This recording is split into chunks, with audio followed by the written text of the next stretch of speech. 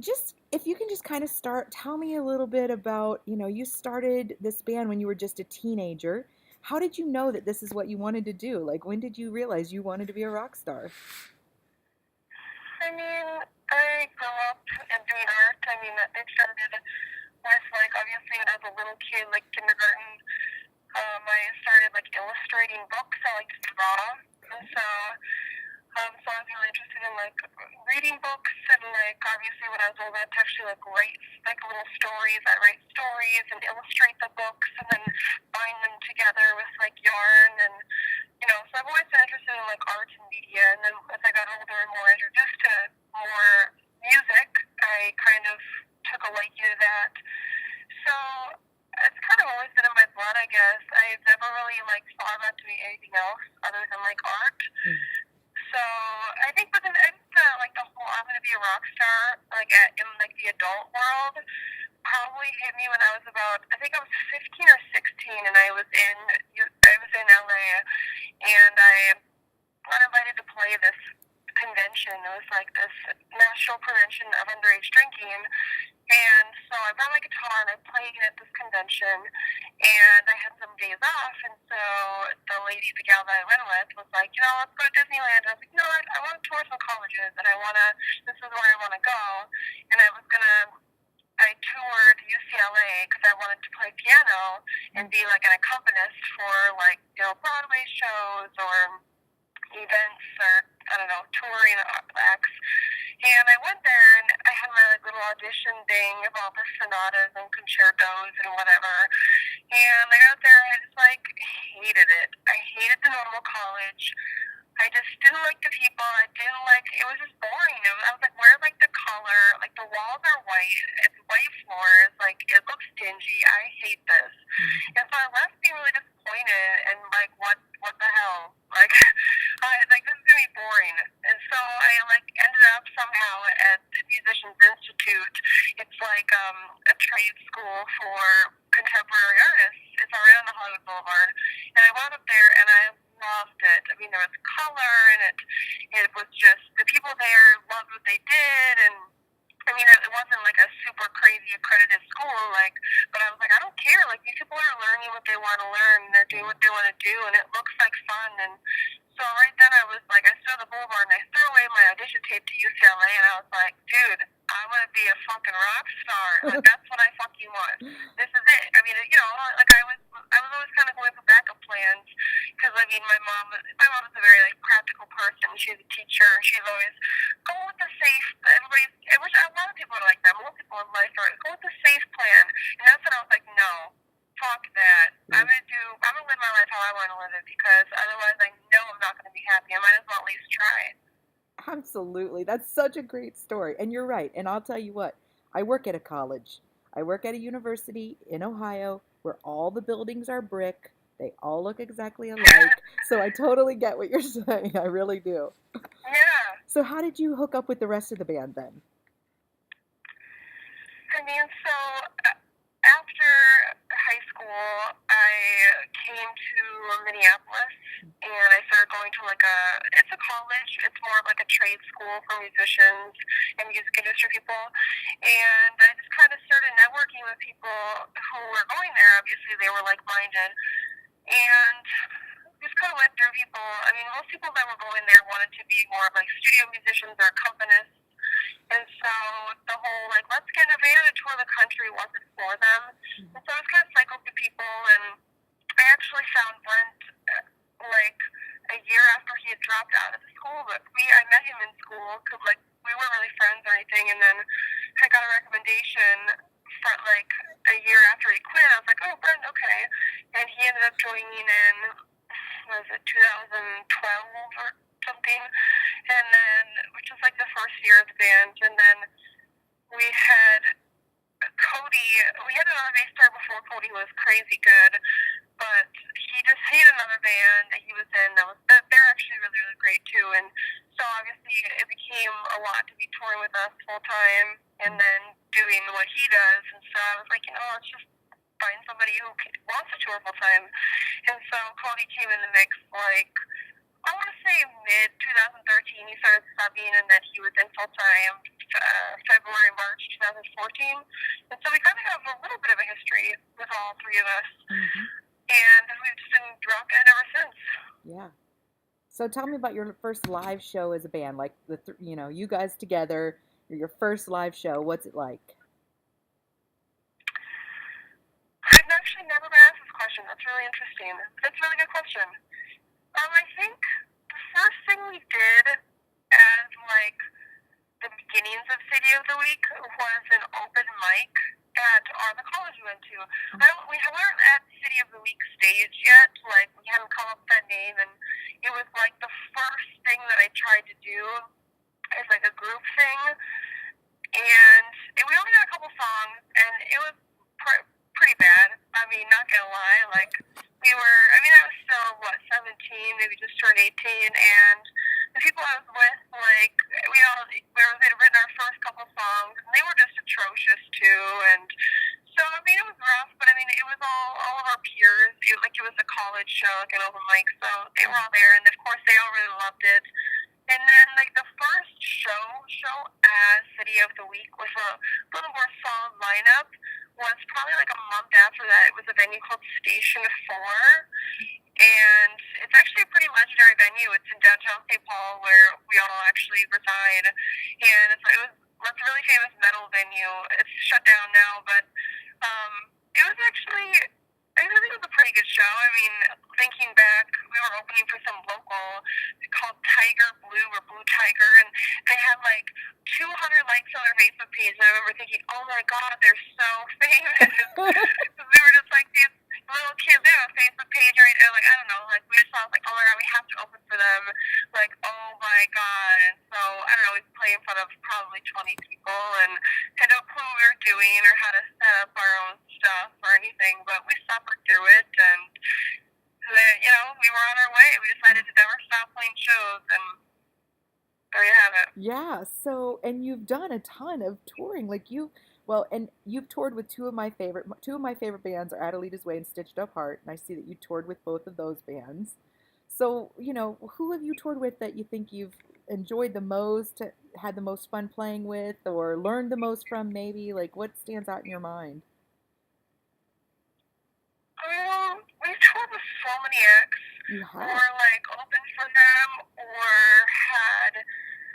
have brought out on our tours. I mean, the one I learned the most from probably, I don't know, we recently toured with a band called Nine Electric, and they're from LA, and I really enjoyed touring with them because I feel like seeing them every single night really pushed us. Like, they have a crazy light show. They have like a just crazy stage energy. They sound really great every night. They have really great songs. And we were opening for them. It was their first headliner.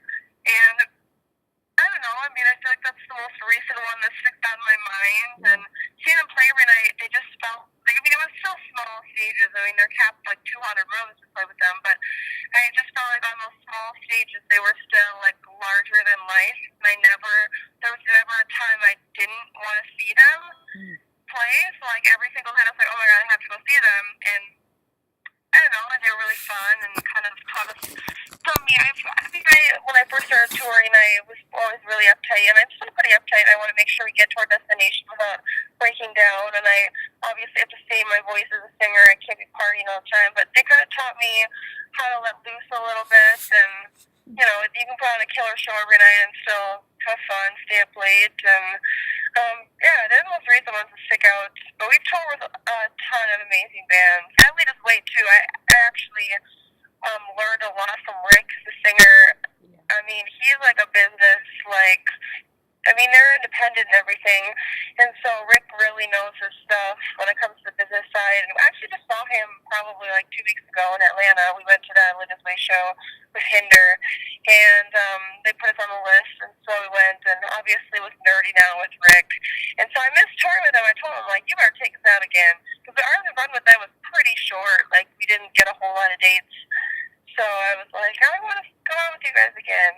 They should bring you on Shiprocked with them. I'll be on Shiprocked, and they're coming on Shiprocked. I can't wait. Oh, wow. I'm a huge fan. I followed them for a long time. I love Rick. I love Trey. I love all the guys, and I'm so excited for Shiprocked. They should put you in their suitcases and bring you on board Shiprocked. That would be so fun.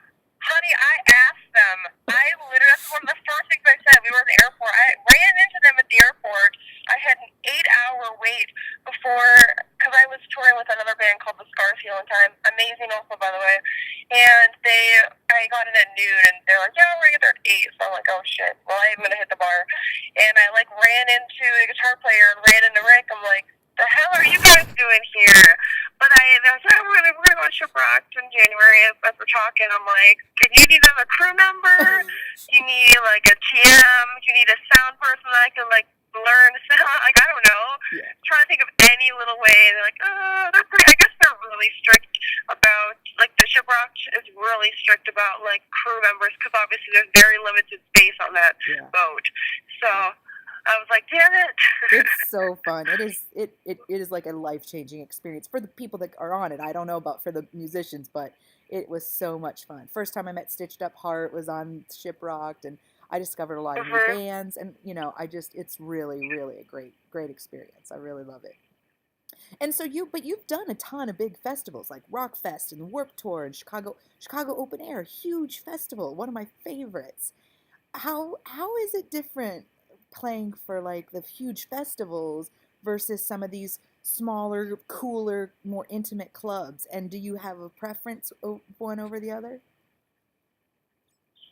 I mean, how is it playing there? It's crazy amazing. I mean, those stages are massive. I mean, Chicago Open Air, there's only 2 stages, and that was one of those festivals that, like, I think back and I think, like, what the hell were the agents who booked this thinking?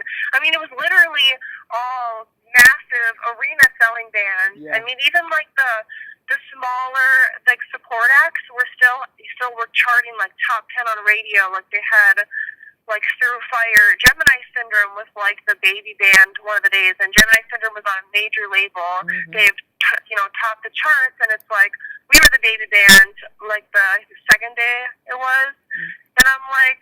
Why would, I can't believe that we were picked for that. Like, I just wanted, like, somebody must have, had too much to drink and was like, all right, like, that's all I can think of. I mean, so we're honored. I mean, I don't know, somebody obviously really, like, pulled for us, and so, but it's unbelievable to look out among, like, an entire arena and be like, holy shit, I'm playing here. That's stuff you don't really think about as a kid. I mean, I'd never even been to an arena show until, I don't know, 2013, so, but I mean, I wouldn't say it's, like, better than playing a club. I mean, I like the whole club vibe because you're literally right up in front of people, and to me, it's not really, I mean, I like seeing the people who are, like, right in my face, who are, like, screaming and crying and singing my words. Like, that's kind of what gets me. Like, if I'm playing in an arena, sometimes, like, you're looking, like, you can't see everybody watching you. Like, we'll have our meet and greet, and people, oh my god, I understand, I saw you, and, like, you're like, oh, like, I didn't see, like, any of the people in the audience, because you're so high up, and you're so big, like, and so I don't know, it's cool to see the response on stage of the people, like, scream. I mean, you have people in the pit, but that's kind of about it. It's just so big. But obviously, the best part about the festivals are our meet and greets. We go all out, and we'll have, like, a sponsor, like, tent or whatever, and we'll start at, like, a certain time and go till we get through everybody. This year, we did Rock USA, and we did Rock Fest, and our meet and greets were, like, 3 hours long, 2.5, like, crazy long time that we, like, didn't even get to media when we were supposed to. And we always make a party for everybody. For Rock USA, we actually bought a bottle of Tito's and was giving shots to everybody. And we just, like, talk to people as long as we can, seeing, like, the hundreds of people, like, standing in line who are, like, dying to meet us. Like, really, I mean, I'll never get used to that. Like, I don't know. I don't know who would want to meet me. It kind of blows my mind, Well, that's good to know. So when I come to see you, I'm doing a meet and greet. I totally can't wait. I can't wait to do that and hang out. That would be fun. Yeah. So tell me about, you've got a new song out, new video, Ungrateful. I love it. Like, I have to be honest, like, I wasn't really familiar, and when Sean sent me the information, like, do you want to check out this band? And I'm I love female-fronted rock bands. Like, I'm just a huge fan of that whole genre. Almost any female-fronted rock band, I'm a big fan. So I said, yeah, I'll check them out. And I just loved it. I went onto iTunes and got your first 2 EPs, And Oh, thanks. I just love, and I really love the lyrics to Ungrateful. So tell me kind of what was the story or the inspiration behind that song? It's got some really powerful lyrics, like, they say that I will change, I don't know if I want to, and when did we learn? I love the line, when did we learn not to love? Just, so good. So what was the kind of inspiration behind that? Yeah, so it's kind of asking the question of like, do we get bitter as we get older because of society, or are we programmed that way when we're born? As I get older, I just become more aware and more like I don't know. I feel like less sensitive to other people, and just I feel like I'm more cold and calloused as I get older. I felt like I loved more as I was younger. And so, I mean, it's kind of asking the question in general. I notice that in a lot of people, we get older, we get jaded, and it's kind of asking, maybe that's people we were programmed to be, or maybe it's part of our surroundings, and just kind of trying to find out maybe it's a little bit of both. And Ungrateful really just kind of came to me. The music was written first, and I just heard it in my head, and I heard the words, and it was something I wanted to say for a long time. And because we as a band always kind of we've always wrote meaningful lyrics and always been super honest with what we want to say, and like we've never once had somebody write a song for us or work with somebody that we, I'll sing this just because I think it's going to sell. Like, we turn down, working with some really great people because we don't want to work with somebody who's like, oh, this is going to sell. I don't care if it sells or not. I want to write something that's meaningful and that's raw and that's real. And so we'd always all of our songs have been more of like a fuck you perspective, like no, we don't give a fuck, we're rock band, fuck you. Ungrateful was like, okay, let's just sit down and let's really just be candid and be really, really raw and really kind of pull at the heartstrings and be a little too honest that it's like scary. And Ungrateful came out and it was like, wow, this is I really like. It's like a new chapter for us.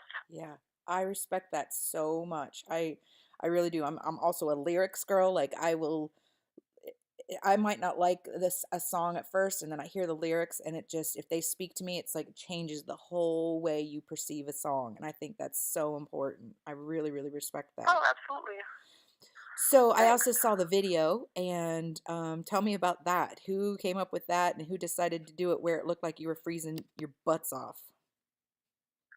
Well, we initially wanted to do in front of this landmark called Gooseberry Falls. It's Okay. like these frozen waterfalls up in Minnesota, Hmm. and I felt like it was perfect to represent like the whole cold thing Hmm. because it just feels like a cold song. Like it's talking about how cold our hearts are, and so we're like, we just need to freeze our asses off. It's the only way this is really going to translate. And Yeah. Gooseberry Falls didn't work out. We had drones and everything, so and we actually came up with the whole concept ourselves. We direct and shoot our own videos. So, Oh, or our last three we did, and we're going to continue to do them. We did Censor This, we did The Blame Game, and we did Ungrateful. We shot them ourselves. Obviously, with Ungrateful, we only had a really small window to be shooting, and obviously Cody, he's the one that does the camera work. He's in it. He's in like the live shots, and so we hired Peter Doucette to help us with the live shots. He's out of Wisconsin, actually, and he did our first two videos for us.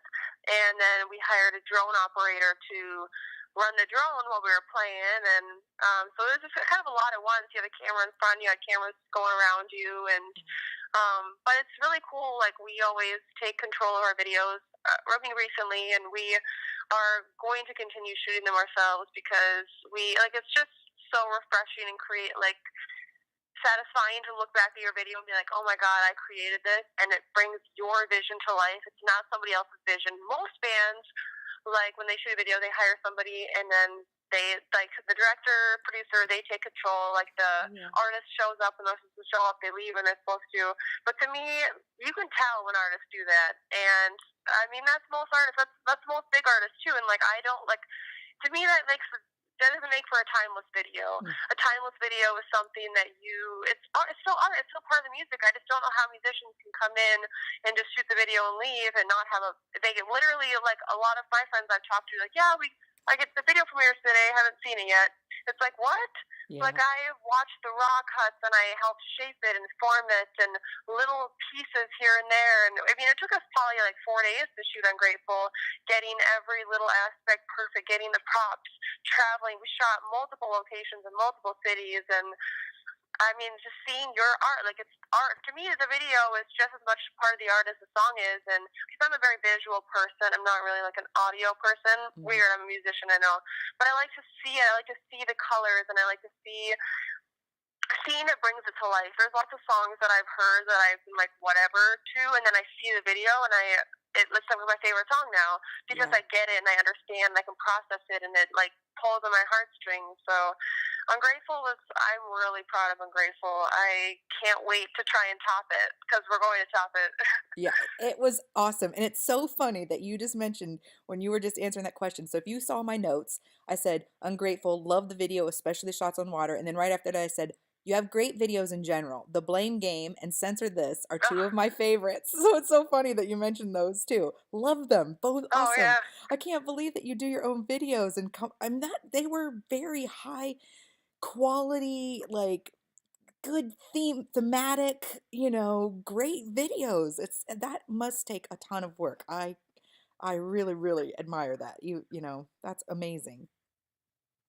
Thanks. Yeah, I mean, we just Cody. Cody is the one who can really bring it to life. He's super nerdy when it comes to like he does all of our design work, any sort of graphics you see on our page, any sort of flyers, like on our own headlining shows, any like even our photo shoots, we'll have him shoot it on a tripod, and then I'm running the picture. Any like little anything that like of us playing live, we do hire like we have a guy Graham Ty Media who tours with us who like will shoot everything on tour, but all of our own media, yeah. I mean, Cody is extremely talented, and Brent and I don't really know that side of it, but we're like, this is what we want. Like, can you make this happen? And so then sometimes there's a fight of like, that's really hard. I don't care. I want to see it. That's going to require a really expensive camera. I don't care. Get it. But it turns out great. That's great. That's great. So you have the big, is it called the Triple Xmas show that's coming up in Minneapolis? Yes. Tell me about that. So we're talking with our manager, and we haven't really played Minneapolis a whole lot. Like, literally, October was the first time playing it in like 2.5 years, I want to say. And so we're like, wow, we live here. We need to like build something here.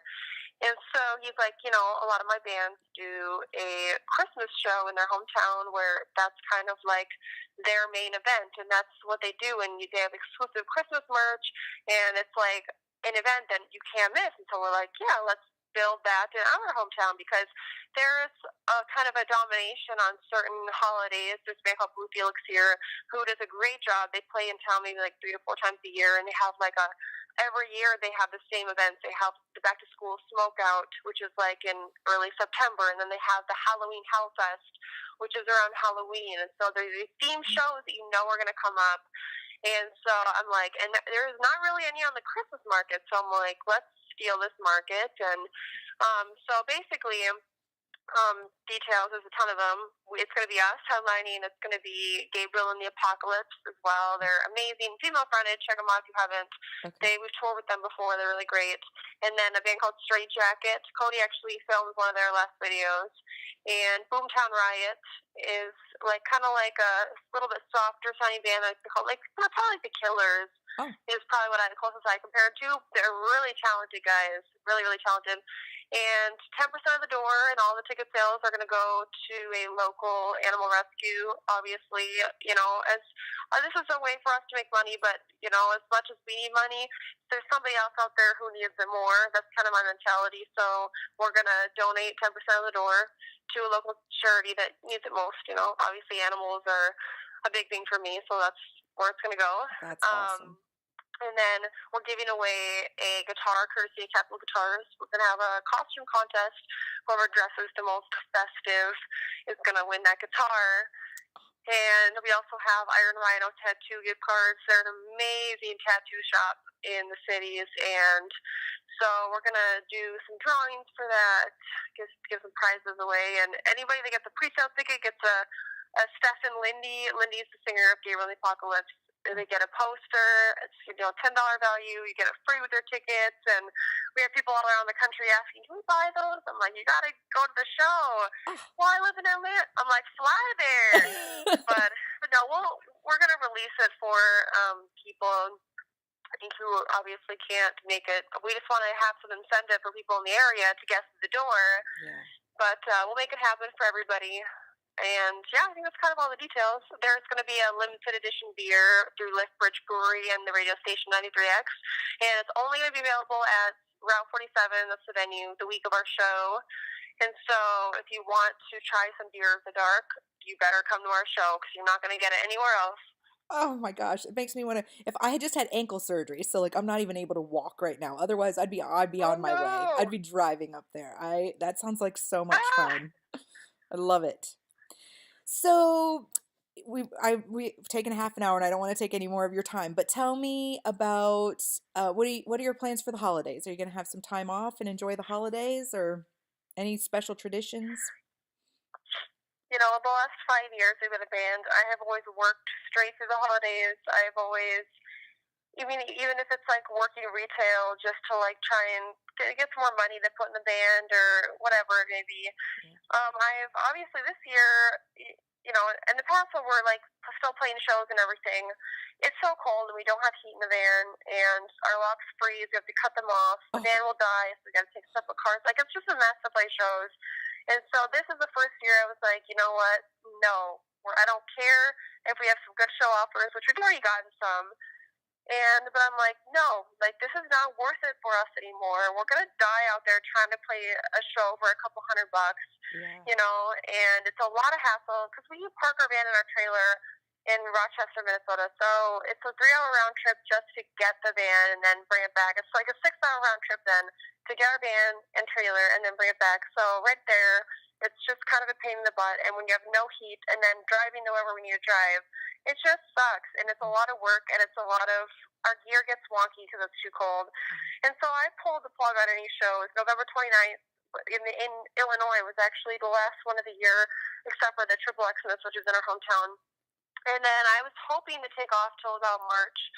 So hopefully I could stay true to that. I'm a sucker for like playing shows. So I always say no every year, and then we always end up playing shows. But I really want to take a little bit of time off on the holidays to just, relax a little bit. Like we have never taken days off in our entire existence of being a band. Like I remember us practicing on Christmas and shit. Like we would have our rehearsals 2 to 4 times a week, and like you didn't cancel those for in January, February. We're going to be touring. We already have tour plans for March and April, and hopefully bleeding into May. And getting this record out is my top priority because these songs are recorded in 2016 and mixed this year, so it needs to come out. No excuses. Yeah.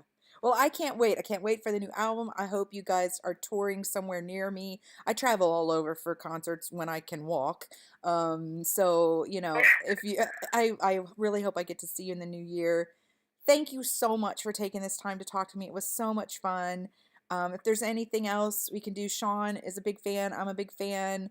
We're here to help and watch you guys grow into a huge band, and we're really happy for all your success. Well, thanks so much. We love you guys, and I'm sure we'll see you at some point. We're always everywhere, so I'm sure we'll get to see you. I'll find you. I'll stalk you until I find you. Happy holidays, Stef. Take care of yourself, okay? Yeah, you too. Thanks so much for having me. All right, bye. Bye.